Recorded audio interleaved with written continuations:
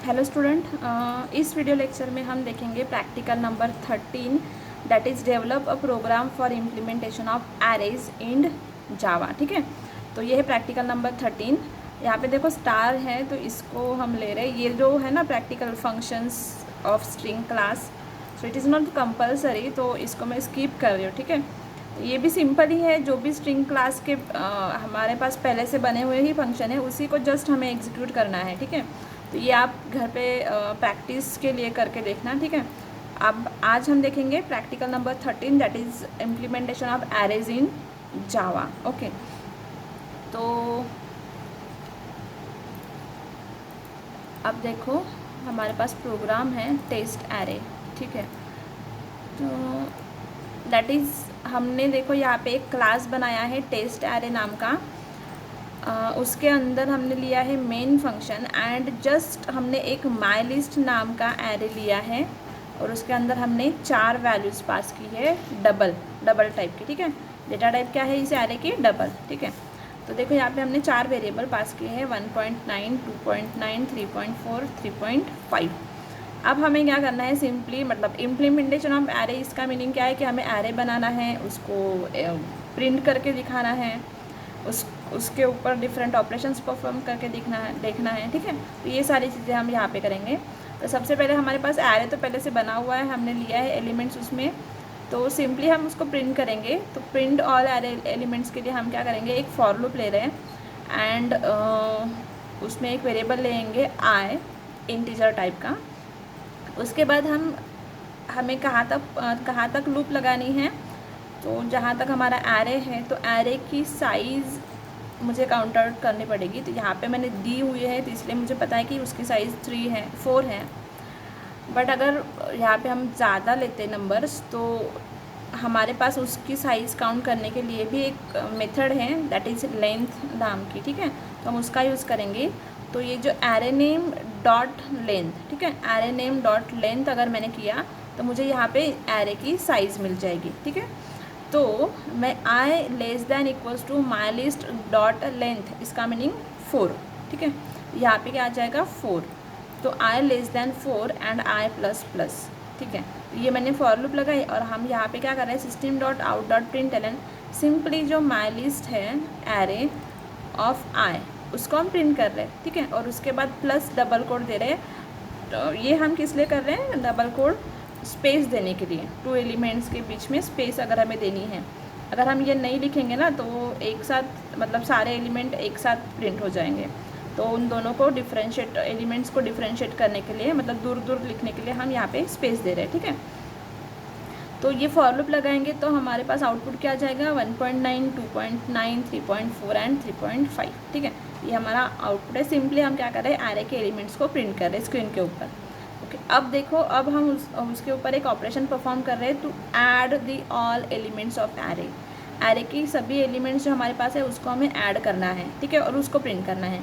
तो उसके लिए हमने क्या लिया है, एक टोटल नाम का वेरिएबल लिया है और उसकी वैल्यू इनिशियलाइज कर दी 0। यहाँ पे भी हमने उसको टोटल को डबल में लिया है। क्यों? क्योंकि हमारे पास जो एरे एलिमेंट्स है ना वो डबल डेटा टाइप के हैं। अगर इसको हम इंटीजर लेते तो वहाँ पे प्रॉब्लम आ जाता है फॉर टाइप कास्टिंग का। ठीक है, तो इसलिए हमने उसको डबल लिया है क्योंकि इनकी एडिशन भी डबल में ही आएगी। अब देखो हमने फॉर लूप लगाई, again i equals to 0, i less than my list dot length मतलब 4 एंड आई प्लस प्लस। अब हम क्या कर रहे हैं, total equals to total plus my list. Total की वैल्यू क्या है 0, तो यहाँ पे हमने लिखा total plus equals to my list. तो आपको पता है ना ये ऑपरेटर हमने पढ़े हैं, याद होंगे तो एक बार लेक्चर को रिवाइज कर लेना। ठीक है, so total plus equals to my list, इसका मीनिंग क्या होता है, total equals to total plus my list. ठीक है, इसका मीनिंग है total equals to total plus my list. तो यहाँ पे हम क्या कर रहे हैं, एडिशन कर रहे हैं सारे एलिमेंट्स का। जैसे ही एडिशन ख़त्म हो जाएगा तो हम फॉर लूप को क्लोज करके यहाँ पे सिंपल सा उसका आउटपुट प्रिंट कर देंगे। टोटल इक्वल्स टू जो भी यहाँ पे उसकी वैल्यू आ जाएगी ना वो यहाँ पे प्रिंट हो जाएगी, तो टोटल इज़ आउटपुट आ जाएगा। ठीक है, तो ये है हम क्या कर रहे हैं, उसकी सम कर रहे हैं ऑल एलिमेंट की। उसके बाद हम लास्ट में फाइंड आउट कर रहे हैं finding the largest element amongst this array. ठीक है, यहाँ से हमें लार्जेस्ट एलिमेंट जो है ना उसको फाइंड आउट करना है। तो उसको हम कैसे करेंगे, तो सेम हमें क्या करना है, फॉर लूप लगानी है क्योंकि हमें एक एलिमेंट से लास्ट एलिमेंट तक जाना है, फर्स्ट एलिमेंट से लास्ट एलिमेंट, क्योंकि हमें क्या करना है, ट्रैवर्स करना है। तो उसके लिए हमें फॉर लूप लगेंगी, तो हमने यहाँ पे फॉर लूप लगाई है, सेम वही फॉर लूप। उसके बाद हम क्या कर रहे हैं, चेक कर रहे हैं if my list of i, मतलब वो जो एलिमेंट आएगा ना, सपोज 1 है तो ये, तो माई list of I greater than max value है क्या, ठीक है। तो हमने मैक्स क्या लिया है, माई लिस्ट ऑफ 0, मतलब ये पहला एलिमेंट। ओके, तो पहला एलिमेंट ग्रेटर देन है 2.9, क्योंकि आई माई लिस्ट ऑफ आई की वैल्यू क्या है 1 पे क्या है 2.9, एंड मैक्स की वैल्यू क्या है 1.9। इज 2.9 ग्रेटर देन 1.9 अगर है तो max equals to my list of i, मतलब मैक्स की वैल्यू क्या हो जाएगी, स्वैप हो जाएगी।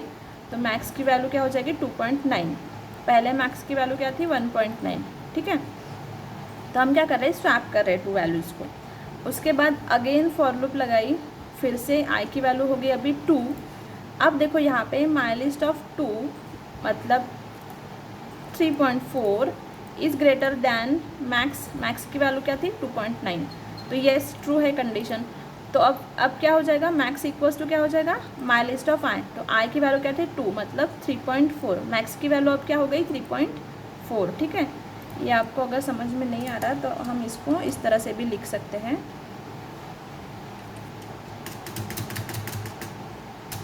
एक ब्लॉक के अंदर, ठीक है।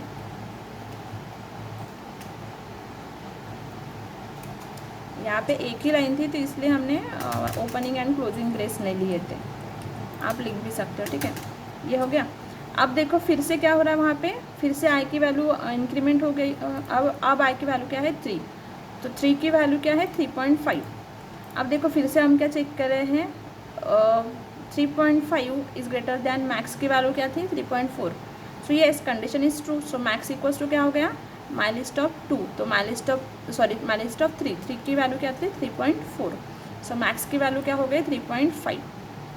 फिर से हम इंक्रीमेंट करेंगे, आई की वैल्यू हो गई 4, तो वहाँ पे 4th इंडेक्स पॉसिबल ही नहीं है, तो हम लूप से बाहर आ जाएंगे, ठीक है। और यहाँ पे हम प्रिंट कर देंगे मैक्स की वैल्यू, तो मैक्स की वैल्यू क्या थी लास्ट में 3.5, तो यहाँ पे आउटपुट में क्या आ जाएगा 3.5, ठीक है। सो इस तरह से हम एरे के ऊपर डिफरेंट ऑपरेशंस परफॉर्म कर रहे हैं। तो लेट्स सी इसका आउटपुट देखते हैं एग्जीक्यूट करके प्रोग्राम को किस तरह से होगा। तो सबसे पहले हम प्रोग्राम को कंपाइल करेंगे। जावासी प्रोग्राम का नाम है, एक सेकेंड, टेस्ट एरे, ठीक है। सो टेस्ट एरे डॉट जावा,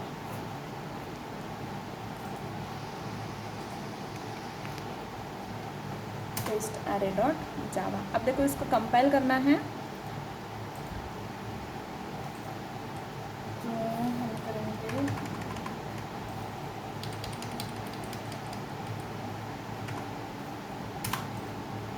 ये हो गया हमारा प्रोग्राम कंपाइल का आउटपुट।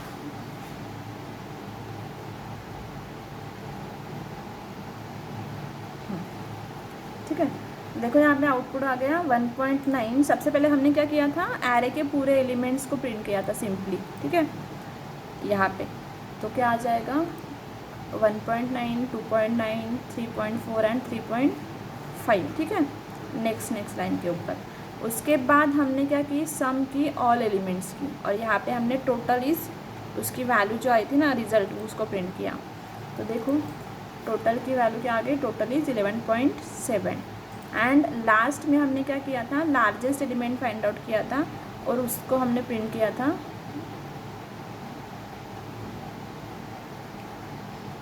देखो system dot out dot println max is, तो मैक्स की वैल्यू क्या आ जाएंगी 3.5, ठीक है, क्योंकि लार्जेस्ट एलिमेंट क्या है 3.5। सो इस तरह से हमारा आउटपुट आ गया, ठीक है। तो ये आपको लिखना है प्रोग्राम एंड आउटपुट आपके मैनुअल में, ठीक है। सो ये हमारा प्रैक्टिकल नंबर कौन सा था 13।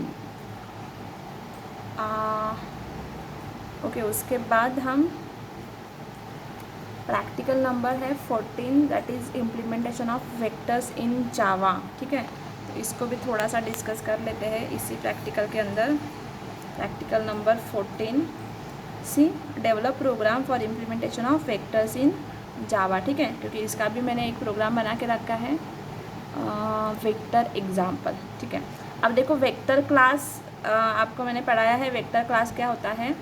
तो वेक्टर क्या होता है, सेम लाइक एरे की तरह ही होता है, बट द डिफरेंस इज़ कि एरे में हम सिमिलर टाइप का डेटा स्टोर कर सकते हैं, तो वेक्टर में हम डिफरेंट टाइप का डेटा स्टोर कर सकते हैं। ठीक है, मतलब जो भी डेटा हम स्टोर करेंगे वो एक ही टाइप का होगा, ये नेसेसरी नहीं है इन एरे। ठीक है, और उसके बाद वेक्टर प्री डिफाइंड क्लास है इन जावा, मतलब उसको वेक्टर क्लास को जावा में पहले से बनाया हुआ है, तो हमें उसकी ज़रूरत नहीं है और कुछ करने की।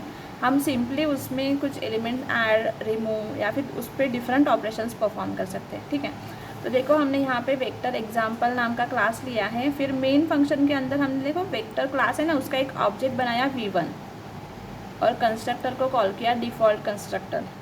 उसके बाद हमने फिर से एक ऑब्जेक्ट बनाया v2 और यहाँ पे हमने पैरामीटराइज कंस्ट्रक्टर को कॉल किया और वैल्यू क्या पास कर दी है 20। अब देखो हमने v3 कॉल किया और वहाँ पे हमने अगेन पैरामीटराइज कंस्ट्रक्टर को कॉल किया है और वहाँ पे 2 वैल्यूज़ पास की 30 एंड 40। ठीक है, अब हम क्या कर रहे हैं v2, मतलब ये वेक्टर v2 में हम ऐड क्या कर रहे हैं 100, v2 dot add 100 and v2 dot add 100। ठीक है, तो हमने यहाँ पे 3 एलिमेंट्स ऐड कर दिए हैं, कहाँ पे, इस वेक्टर में v2 में। ठीक है, पहले वहाँ पे क्या था 20 साइज़ उसकी, अब हमने वहाँ पे 3 एलिमेंट ऐड कर दिए, तो उसकी साइज़ क्या हो जाएगी, मतलब इनिशियली तो टोटल साइज़ 20 हो गई, फिर उसमें जब एलिमेंट डाल देंगे तो उसकी कैपेसिटी क्या हो जाएंगी 3। ठीक है, उसके बाद हमने फिर से एक वेक्टर बनाया है v4 और वहाँ पे हमने पास किया है वेक्टर v2 को, v2 का ऑब्जेक्ट ये। तो वेक्टर v2 में कितने एलिमेंट्स हैं 3, तो वो सारे के सारे वेक्टर v4 में चले जाएंगे। ठीक है, मतलब ये ऑब्जेक्ट हमने यहाँ पे सिंपली कॉपी किया है, तो ये कौन सा कंस्ट्रक्टर है, कॉपी कंस्ट्रक्टर। ठीक है, अब देखो हम क्या कर रहे हैं, उसकी सारे ऑब्जेक्ट्स सारे जो वेक्टर हमने बनाए हैं v1 v2 v3 and v4, उसकी हम कैपेसिटी प्रिंट कर रहे हैं यहाँ पे। ठीक है, कि उसमें कितने एलिमेंट्स अवेलेबल है या नहीं। ठीक है, वो हम यहाँ पे चेक कर रहे हैं by using this function, capacity नाम का एक फंक्शन है। तो ये भी वेक्टर क्लास का ही एक फंक्शन है, इसको हम यूज़ कर सकते हैं to know the capacity of that vector और of that object of vector. ठीक है, तो हमने यहाँ पे लिखा है v1 डॉट कैपेसिटी, मतलब वेक्टर v1 की कैपेसिटी चेक कर रहे हैं, फिर v2 की कर रहे हैं, v3 की कर रहे हैं एंड v4। ठीक है, तो इस तरह से हम चारों वेक्टर की कैपेसिटी चेक कर रहे हैं। तो यहाँ पे हमने क्या किया, वेक्टर जो क्लास है, प्री बिल्ड क्लास है, तो उसको हमने यूज़ किया, उसमें से कुछ फंक्शंस जैसे ऐड फंक्शन है, कैपेसिटी फंक्शन है, ये सारे फंक्शन यूज़ किए। उसके बाद हमने multiple constructor of vector use किए हैं। ठीक है, एक ही प्रोग्राम में। तो देखिए अब इसका आउटपुट देखते क्या आता है प्रोग्राम को एग्जीक्यूट करके।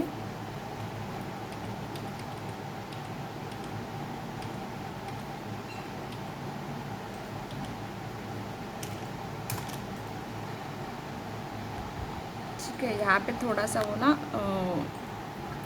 एक हमें नोट दे रहा है टू यूज़ अनचेक और अनसेफ ऑपरेशन, मतलब ये जो हम यहाँ पे ऑपरेशंस कर रहे हैं तो वो इंटरप्रेटर बोल रहा है कि यहाँ पे कुछ ऑपरेशंस अनसेफ हो रहे हैं by using the vector class. तो ठीक है, इसको हम इग्नोर करेंगे, ये जस्ट वार्निंग है। अब हम उसको एग्जीक्यूट करके देखते हैं।